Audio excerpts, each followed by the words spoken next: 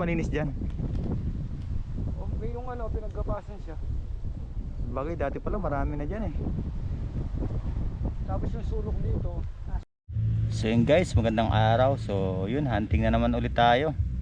So medyo tinanghali na tayo ng ano natin, pag-hunting natin. So medyo napadayo tayo. So may nagtimbre sa atin dito na ano, medyo marami-rami daw mga bati-bato dito. So ito pala yung aabangan natin. So yan, bali mga paper tree.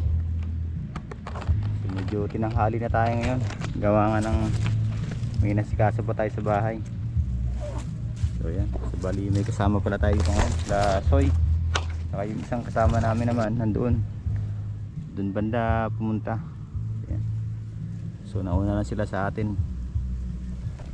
So yun guys, abang-abang na tayo dito.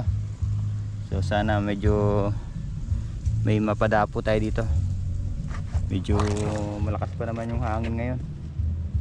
Ayan. So malapit-lapit lang naman to guys, nasa 25 meters lang.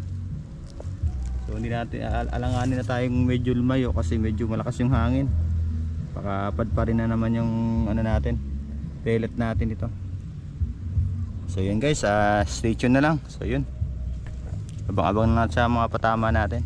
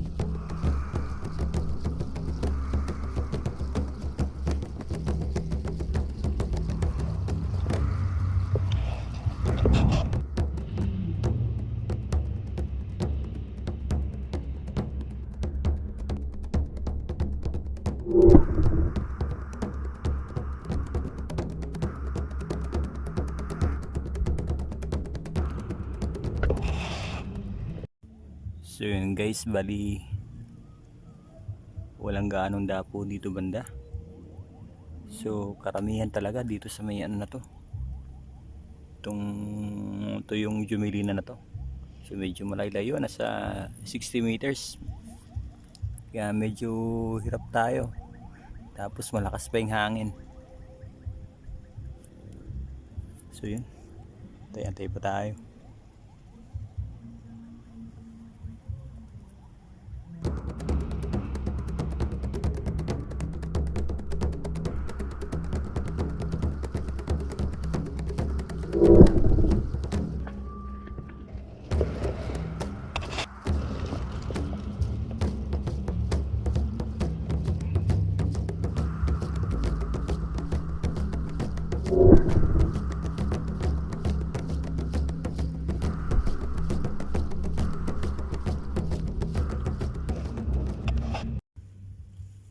So yun guys, uwi na tayo.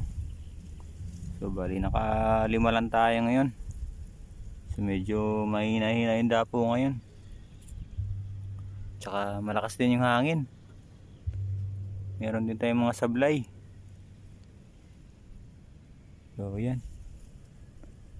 So next hunting na lang guys. Salamat sa panonood nyo.